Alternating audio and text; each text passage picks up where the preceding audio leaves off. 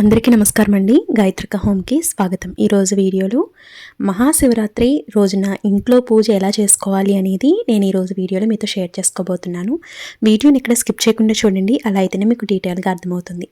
ఆ పరమశివుని యొక్క అనుగ్రహం పొందడానికి మనం మహాశివరాత్రి పర్వదినాన్ని ఎంతో బాగా జరుపుకుంటాము. అయితే ఈ మహాశివరాత్రి మనకి ప్రతి సంవత్సరం కూడా మాఘమాసం కృష్ణపక్షంలో వచ్చే చతుర్దశి రోజున ఈ మహాశివరాత్రి అనేది వస్తుంది.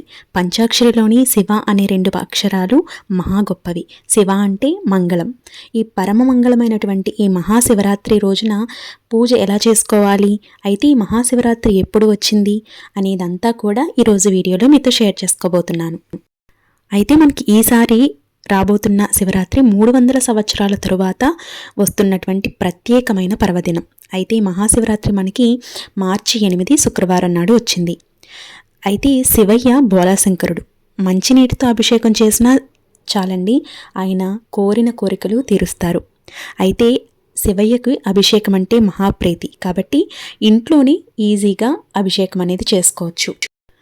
అయితే శివయ్యకి అభిషేకం, ఉపవాసం, బిల్వార్చన, జాగరణ, నామస్మరణ ఈ 5 ప్రధానమైనవి. అయితే మీరు ఈ అభిషేకం, ఉపవాసం, అలాగే బిల్వార్చన, జాగరణ, నామస్మరణ ఇవి 5 కూడా మీరు చెయ్యాలి అంటే శివరాత్రి రోజున మీరు చేసుకోవాలి అనుకున్న వారు ముందు రోజే అంటే త్రయోదశి రోజు మీరు శివయ్యకి మనసులో అనుకుని అంటే ఉపవాసం చేస్తాము స్వామి, అలాగే అభిషేకము, బిల్వార్చన, నామస్మరణ, జాగరణ ఇవన్నీ కూడా మేము మహాశివరాత్రి రోజున చేసుకుంటామని ముందుగానే మీ సంకల్పాన్ని స్వామివారికి విన్నవించుకోవాలి. అలాగే త్రయోదశి సాయంత్రం నుంచి మీరు ఉపవాసం అనేది మొదలు పెట్టుకోవచ్చు. అయితే ఇక్కడ ఉపవాసం చేయాలని సంకల్పం ఉన్నా కూడా కొంతమంది ఆరోగ్యరీత్యా ఉపవాసం అనేది ఉండలేరండి. కాబట్టి మీరు మహాశివరాత్రి రోజు నుంచి ఉపవాసం అనేది ఉండొచ్చు. ఒకవేళ మీరు ఉండగలము అనుకుంటే కనుక త్రయోదశి సాయంత్రం వేళ నుండి ఉపవాసం అనేది మొదలు పెట్టుకోవాలి. అయితే ఈ మహాశివరాత్రి ఇంట్లో ఎలా చేసుకోవాలనేది ఇప్పుడు చూద్దాము. ఈ మహాశివరాత్రి మనం ఇంట్లో చేసుకోవటానికి ముందుగా ఇంటినంతా కూడా శుభ్రపరచుకోవాలి.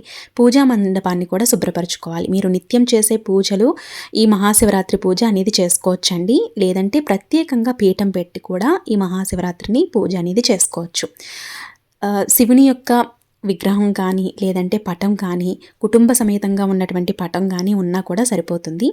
ఒకవేళ మీకు పటం లేదంటే విగ్రహం లేదు అనుకుంటే కనుక ఒక చిన్న బిల్వ పత్రానికైనా కూడా ఈ పూజని మీరు చేసుకోవచ్చు. మీ దగ్గర శివలింగం ఉంది అనుకుంటే శివలింగానికి ప్రత్యేకంగా మీరు పూజ అనేది చేసుకోవచ్చు. అయితే ఈ శివరాత్రి రోజున, మహాశివరాత్రి రోజున అభిషేకం ఇంట్లో చేసుకుంటే చాలా మంచిదండి. అయితే ఈ అభిషేకం ఎలా చేయాలి అనేది కూడా ఇప్పుడు నేను మీతో షేర్ చేస్తాను. మనం ఈ అభిషేకం అనేది మనం నీటితో చేసుకోవచ్చు, పాలుతో, ఆవు పాలుతో చేసుకోవచ్చు, పంచామృతంతో చేసుకోవచ్చు, లేదంటే ఫ్రూట్ జ్యూసెస్తో కూడా మీరు ఈ అభిషేకం అనేది చేసుకోవచ్చు. లేదంటే మీకు వీలు ఉంది అనుకుంటే వీటన్నిటితో కూడా అభిషేకం అనేది స్వామివారికి నిర్వహించుకోవచ్చు. అయితే మనకి లింగోద్భవం చతుర్దశి అర్ధరాత్రి జరిగిందండి. కాబట్టి ఈరోజు ప్రత్యేకమైన రోజు అనమాట. అంటే 300 సంవత్సరాల తరువాత వచ్చేటటువంటి శివరాత్రి ఈ మహాపర్వదినం. అయితే ఈ రోజున రుద్రాక్షతో కూడినటువంటి పిండి దీపారాధన అనేది చేసుకుంటే చాలా మంచిదండి. ఒకవేళ మీ దగ్గర రుద్రాక్షలు లేవు అనుకుంటే పిండి దీపారాధన చేసుకోవటానికి ప్రయత్నించండి. ఈ పిండి దీపారాధనకి పిండి దీపాలు సిద్ధం చేసుకోవాలి. అలాగే మీరు అడ్డంగా 3 గంధంతో ఉన్నటువంటి బొట్టుని ఉంచి కుంకుమ బొట్టుని నిలువుగా పెట్టాలన్నమాట. ఈ విధంగా పిండి దీపాలని సిద్ధం చేసుకుని పిండి దీపారాధన చేసుకోవాలి. శివరాత్రి రోజున పిండి దీపారాధన చాలా శ్రేయస్కరం. ఒకవేళ మీ దగ్గర రుద్రాక్షలు ఉన్నాయి అనుకుంటే రుద్రాక్షలు కూడా పూజలో పెట్టుకుని పూజ అనేది నిర్వహించుకోవచ్చు. అంటే శివలింగం లేదు, మీ దగ్గర శివుని యొక్క పటం లేదు అనుకుంటే బిల్వపత్రానికి కానీ లేదంటే రుద్రాక్ష ఉంటే రుద్రాక్షకి కూడా పూజ అనేది నిర్వహించుకోవచ్చు. శివయ్య బోలాశంకరుడు అండి.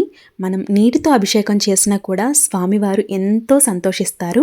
కాబట్టి మీరు పూజ ఎంత అట్టహాసంగా చేశాము, ఎన్ని పూలను అలంకరించాము, ఎన్ని పిండి దీపాలు అలాగే దీపారాధనలు చేశాము అనేది కాదండి, మనస్ఫూర్తిగా ఏకాగ్రతగా చిత్తశుద్ధిగా మనం ఎంత ఇష్టంతో స్వామివారికి పూజ చేశామనేదే ముఖ్యమన్నమాట.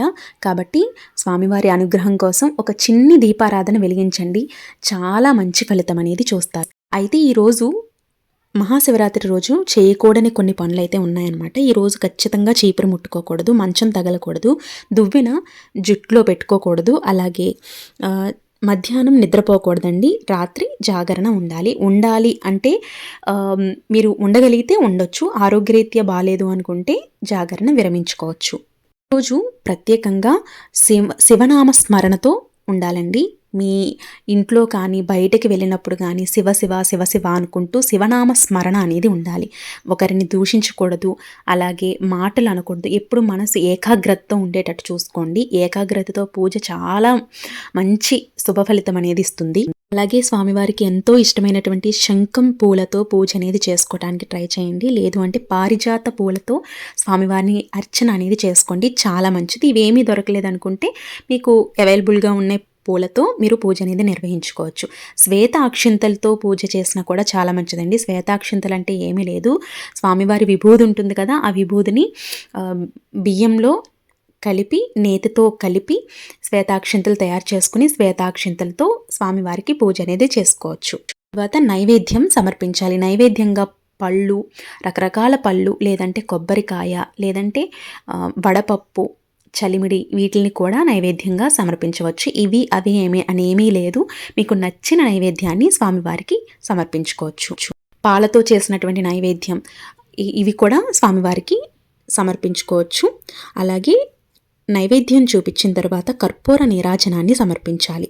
స్వామివారికి ఎంతో ఇష్టమైనటువంటి శ్లోకాలు, స్తోత్రాలు అన్నీ చదువుకోవాలి. ముందు మనం ఏ పూజ చేసినా, ఏ వ్రతం చేసినా గణపతికి పూజ అనేది చేస్తాం కాబట్టి ముందుగా గణపతికి పూజ చేసుకుని తరువాత స్వామివారికి అభిషేకం నిర్వహించుకుని తరువాత స్వామివారి అష్టోత్తరము, స్వామివారి నామాలు అన్నీ కూడా చదువుకుంటూ బిల్వార్చన చేసుకున్న తరువాత కర్పూర నీరాజనాన్ని సమర్పించాలి.